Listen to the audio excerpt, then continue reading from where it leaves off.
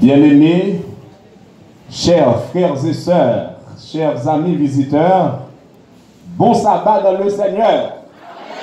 Nous sommes très contents de nous retrouver parmi vous dans la Sainte Assemblée de Dieu pour l'adorer en esprit et en vérité, car il le mérite bien.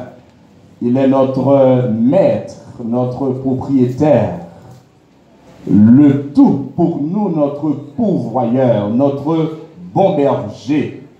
Nous sommes contents de prendre la parole de la part de Dieu en ce sabbat matin, tout en remerciant le Dieu Tout-Puissant, l'Éternel des armées, qui a permis que nous soyons là pour parler en son nom. Tandis que nous ne sommes pas bons, nous sommes pécheurs, mais il nous a fait grâce et profitons de cette grâce qu'il nous utilise pour vous parler afin que vous puissiez être édifiés à salut, et ceci pour sa gloire et pour son honneur, pour attendre impatiemment son retour glorieux. Que la paix et la grâce de Dieu soient avec vous tous, bien-aimés. Vous êtes salués chaleureusement. Et c'est une double grâce d'adorer Dieu dans son saint jour, dans son saint sabbat. Dans son saint sabbat. Nous voulons saluer l'administration de l'Église, le corps pastoral, le premier ancien de cette Église, le comité, spécialement notre frère bien-aimé, l'ancien Zacharie, le responsable de la gestion chrétienne qui nous a choisi bien des jours pour parler aujourd'hui.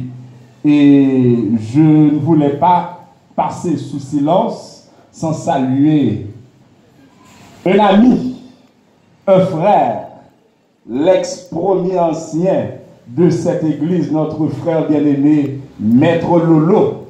Maître Lolo, donc, Maître Lolo, vous êtes salué cordialement et chaleureusement. Et vous êtes tous salués chaleureusement dans le Seigneur. Donc, bien-aimés, nous sommes là pour continuer avec les 40 jours de prière et de jeûne. Et dans ces 40 jours, la gestion chrétienne, ce département, eh bien, veut faire un zoom sur cette semaine pour pouvoir nous porter à faire une bonne gestion chrétienne de notre vie. Alors, je ne suis pas seul, je suis en famille et je suis déjà présenté. Je veux vous présenter ma famille. Ma famille, une famille que Dieu me donne. Et savez-vous combien d'enfants que j'ai? Hein? 6? Ok, je préfère dire une demi-douzaine. Une demi-douzaine. Les gens disent 6, moi qui ne dis pas 6, dis ou bon demi-douzaine. Dis ou bon demi-douzaine, c'est mieux de le dire. Donc, et je demande à ma femme, que j'aime beaucoup, de se tenir debout pour être salué, pour être vu par vous, bien entendu, pour être vu, et tous mes enfants. Et je n'ai pas seulement 6, je veux ajouter une autre fille. C'est une protégée, celle qui prend soin de la famille. Hein? Donc, j'ai 7 enfants. J'ai commis une erreur de dire 6. J'ai 7 enfants. Que tout le monde se mette debout. Et donc, vous voyez, j'ai une grande responsabilité. Il y a une petite, c'est Getchi Erli Alexandre. Eh bien, nous sommes là pour adorer le Seigneur avec vous. Merci, ma famille. Bien-aimés, le titre du message de ce matin, c'est l'économat chrétien dans l'évangélisation. Quel est le titre du message de ce aujourd'hui? L'économat chrétien dans l'évangélisation.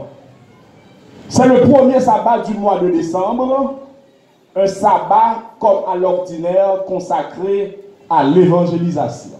Nous sommes tous des laïcs et par la grâce de Dieu, je m'habille en tant que tel parce que vous êtes jolis et je ne pourrais porter aucune autre couleur que bleu alors que noir, blanc, rouge.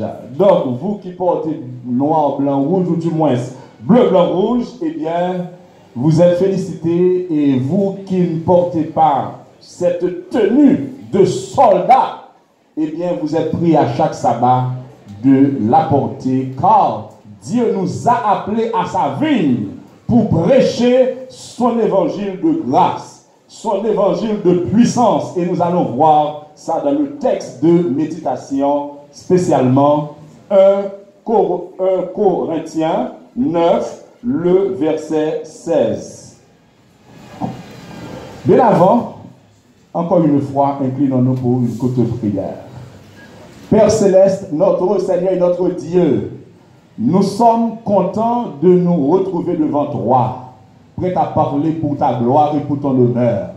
Pardonne-nous, brûle nos lèvres avec le charbon de ton autel et que nous puissions parler avec autorité et puissance pour l'édification de ton Église et pour ta gloire, au nom de Jésus-Christ, lui qui vit et qui règne au siècle des siècles.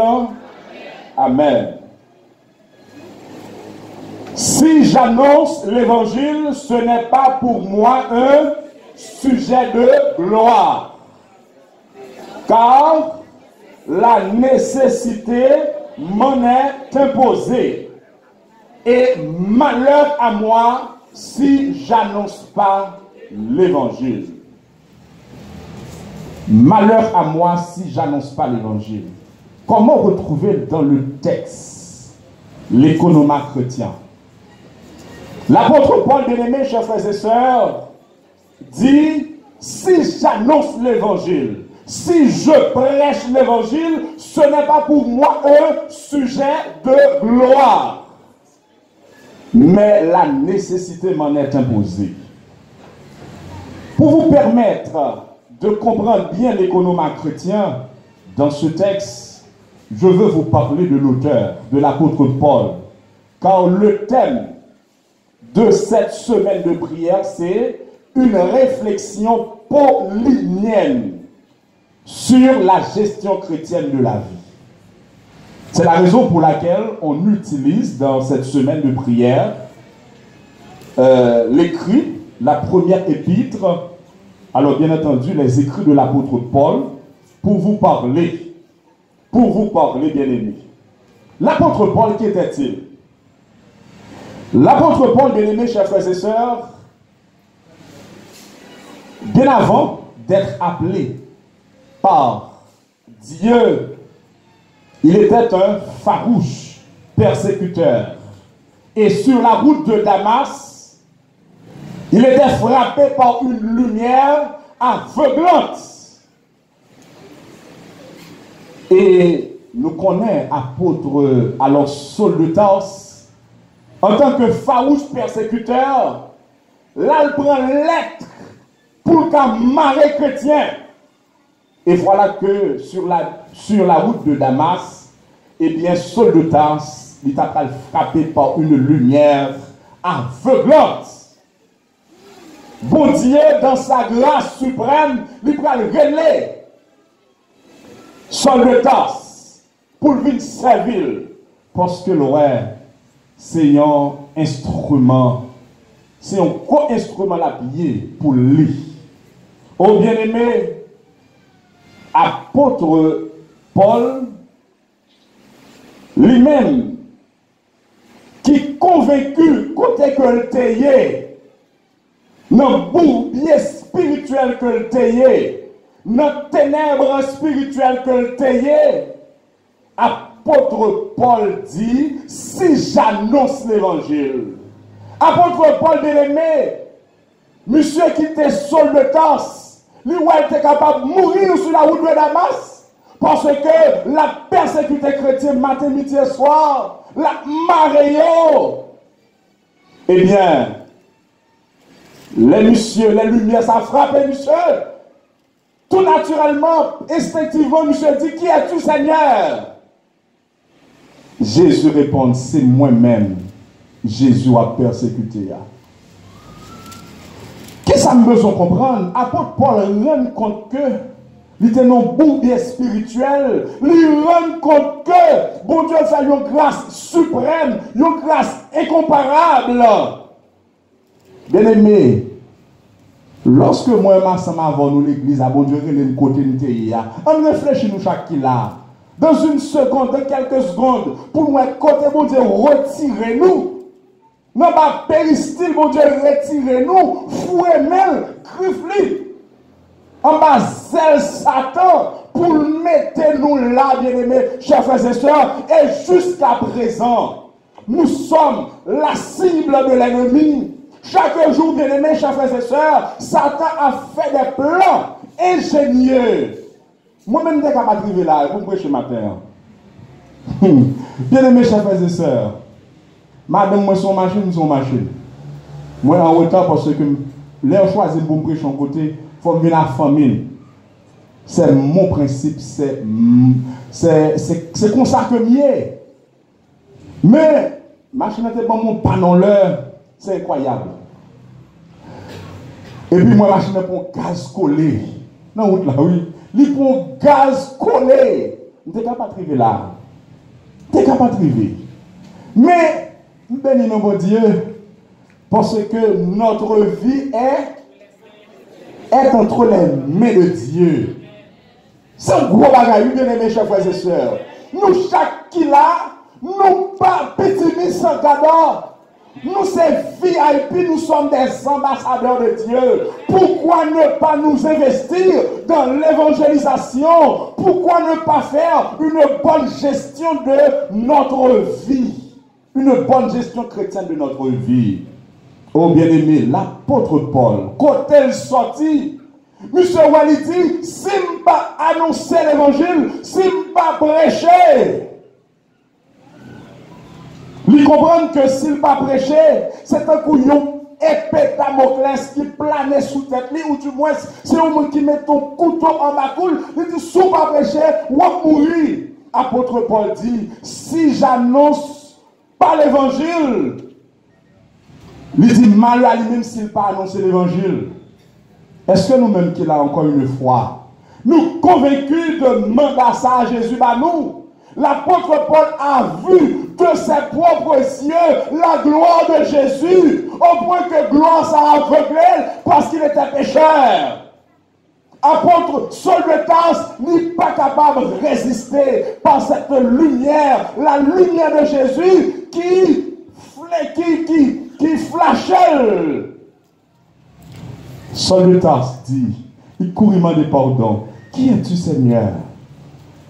Bien-aimés, chers frères et sœurs, l'apôtre Paul, converti dans son contexte très spécial, l'a prêché l'évangile. Il n'a pas veillé au fardeau pour l'église là. Il n'a pas veillé au fardeau. En tant que ministre de l'évangile, il dit un bagage. Il reconnaît que il a droit. Et le verset 14 le dit. 1 Corinthiens 9, le verset 14. De même aussi le Seigneur a ordonné à ceux qui annoncent l'évangile de vivre de l'évangile. Sur le temps, alors, apôtre Paul, il connaît son droit de gagner pour vivre de l'évangile, pour le boire, pour le manger, pour le dormir sous de l'évangile là. Mais, apôtre Paul, l'a prêché l'évangile en tant que chrétien, il cherche un bagage pour le faire. Bien-aimés, chers frères et sœurs, c'est là l'aspect de l'économat chrétien dans l'évangélisation, dans notre vie chrétienne. Grand pile monde qui comprennent que lorsqu'on chrétien ou prêche l'évangile, c'est ça seulement qu'on doit faire. ou pas de travail. Et grand pile, moi-même en tant que laïc, je me permets de vous le dire, grand pile laïc, grand pile mentor, grand pile prédicateur, depuis yo a prêché l'évangile, tant que c'est yo prêcher l'évangile plus bien que pasteur, que premier enseignant, yo pas planifié vie yo. N'oubliez pas, le message que je viens de vous prêcher là, ce n'est pas mon message. C'est le message d'un pasteur, pasteur Ronel Jean, de la Mission du Nord. J'ai bien assimilé le message pour le prêcher. Eh bien, le message, ça fait nous connaître. Bon Dieu, parle les gens qui oisifs pour venir prêcher l'évangile là seulement. Peut-être moi, j'aime là, dit oisif. Les gens qui ne peuvent pas faire rien. Il y a des gens tout. Il a prêché l'évangile, il a fait un choix pour ne pas travailler sous prétexte qu'il a prêché l'évangile. Car Dieu, dans le 4e commandement, il a dit, souviens-toi du jour du repos pour le sanctifier. Tu travailleras 6 jours et tu feras tout ton ouvrage, mais le 7e jour est le jour du repos de l'Éternel, ton Dieu. Notre Dieu, moi-même, qui ai étudié le droit du travail à la faculté, les juristes ici présents, eh bien, nous sommes heureux de reconnaître notre Dieu comme le législateur du travail. C'est Dieu, bien-aimés, chers frères et sœurs, qui a institué le travail. Pendant ce temps, m'a dit ça. Apôtre Paul, pas seulement travail, pour ne pas prêcher l'évangile. C'est l'essentiel du message de ce matin, de la gestion chrétienne de la vie. Il n'est pas seulement à travailler pour ne pas prêcher l'évangile. Et le plus souvent, nous voyons ces gens qui occupaient, bon Dieu, dans l'évangélisation. C'est les gens qui sont plus occupés, ou même qui prennent pause, ou à travail, ou occupés, ou pas de temps pour prêcher l'évangile. Malheur à vous-même, bien-aimés, chers frères et sœurs. Malheur à vous-même. La prédication de la croix est une folie pour ceux qui périssent, mais pour nous qui sommes sauvés, elle est une puissance de Dieu. Lorsque nous prêchons l'évangile, lorsque nous évangélisons, bien-aimés, chers frères et sœurs, causer personnellement marcher plus bien. Lorsque nous avons prêché l'évangile, ou même qui besoin de ménage, ou même qui besoin de madame, ou même qui besoin de belle caille, ou même qui besoin de voiture, ou même qui besoin de visa, nous ne pour prêcher l'évangile pour ça. Prêcher l'évangile par amour. Mais, bon Dieu, ou même qu'à gagner nom pour bon Dieu pas quitter comme ça, sans le pas bénir. Oh bien-aimés, chers frères et sœurs, lorsqu'on parle de gestion chrétienne de la vie, la gestion chrétienne de la vie consiste à nous abandonner à Dieu. La gestion chrétienne de la vie consiste à nous. Alors, est une question de salut. C'est une question de salut. Oh bien-aimés, chers frères et sœurs, apôtre Paul l'a dit dans le texte là. Ce n'est pas pour moi un sujet de gloire. Lorsqu'apôtre Paul prêche l'évangile, il ne se prêche pas.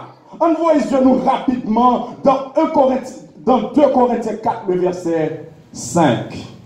2 Corinthiens 4, le verset 5. Nous voulons finir rapidement. 2 Corinthiens 4, le verset 5. Qui ça lui dit? Nous ne nous prêchons pas nous-mêmes. C'est Jésus-Christ, le Seigneur, que nous prêchons. Et nous disons vos serviteurs à cause de Jésus. Lorsqu'apôtre Paul dit, ce n'est pas pour moi un sujet de gloire. Lorsqu'apôtre Paul prêche l'évangile, il ne se présente pas comme sauveur du salut. Il ne fait pas étalage de ses connaissances.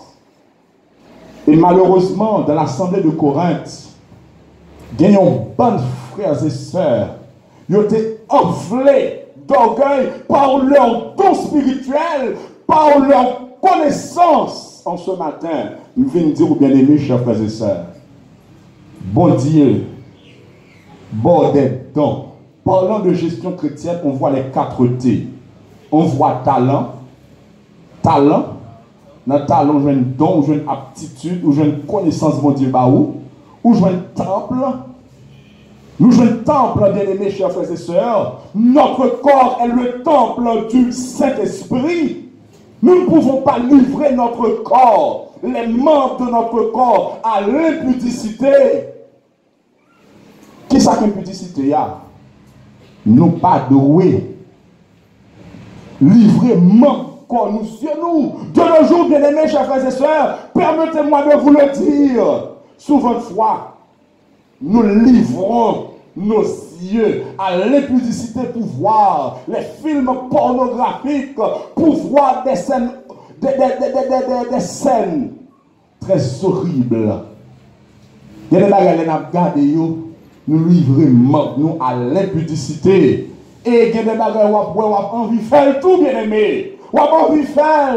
C'est le piège de l'ennemi. C'est le piège de l'ennemi. Quand nous, c'est tant Saint-Esprit. Alors, il a dit que, bien aimés, chers frères et sœurs, dans 1 Corinthiens 6, le verset 19, ne savez-vous pas que votre corps est le temple du Saint-Esprit et que cet Esprit de Dieu habite et que nous appartenir à Dieu. À Dieu, bien aimé. Donc, on voit talent. On voit le temple de Dieu qui est notre corps, nos biens, nos possessions, nos richesses consistent en un trésor à nous confier par notre Dieu. Bon Dieu, confiez-nous des biens. C'est trésor. Nous devons bien gérer notre vie. Nous devons bien gérer ce que Dieu nous donne comme possession, comme avoir, comme bien matériel. Et le dernier T, bien aimés chers frères et sœurs, le savez-vous? Hein? Temps, talent, trésor, et le dernier T, c'est le temps. Lorsque moi-même avant, on apprend prétexte, nous pas de temps pour nous prêcher l'évangile, permettez-moi de dire ça c'est prétexte. Ça c'est prétexte. Moun qui connaît, quand Jésus retiré, fourré mêle en bas, celle Satan, en bas, griffe Satan, pour nous retirer notre ténèbre spirituelle que le tayé. Moun ça connaît son obligation pour prêcher l'évangile. Même lorsque l'occupe, bien aimé, chers frères et sœurs, la vie des études par correspondance, la prêcher l'évangile, machine côté guérard, ou capable de dire vous, parce que la prédication de la croix est une folie pour ceux qui périssent. Qu'est-ce que cela veut dire? Mon qui a péri de yo, là on a prêché l'évangile, on dit fou.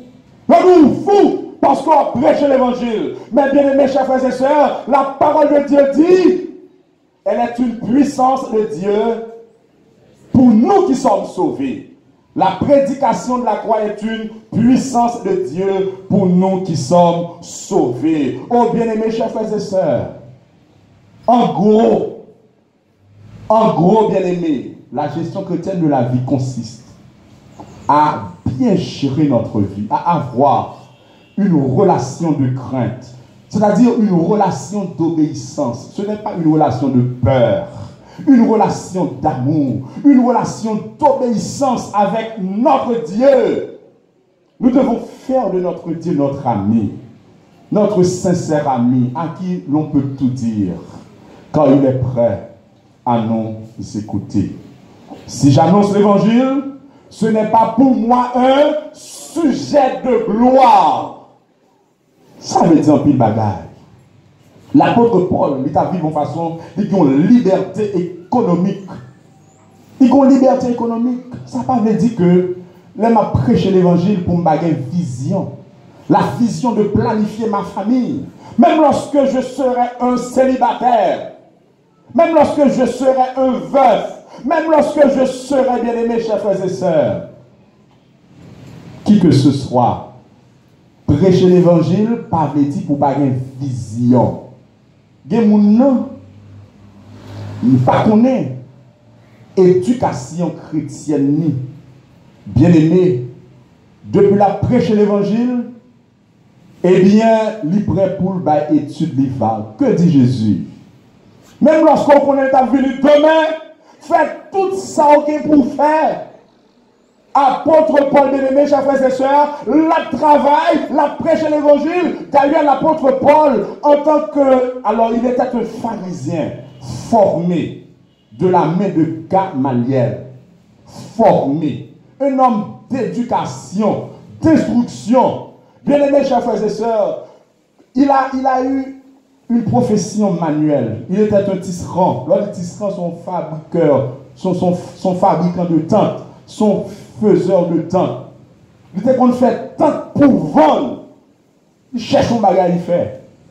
Pour ne pas dépendre de monde. Et ça fait que l'on a pris dans le texte là, il dit, moi je fais faible avec faible. Moi libre. Oh bien aimé, chers frères et sœurs, le texte le dit. Apôtre Paul dit, libre. Bien que je sois libre à l'égard de tous, je me suis rendu le serviteur de tous afin de gagner le plus grand nombre. Bien-aimés, chers frères et sœurs, une bonne gestion chrétienne de votre vie,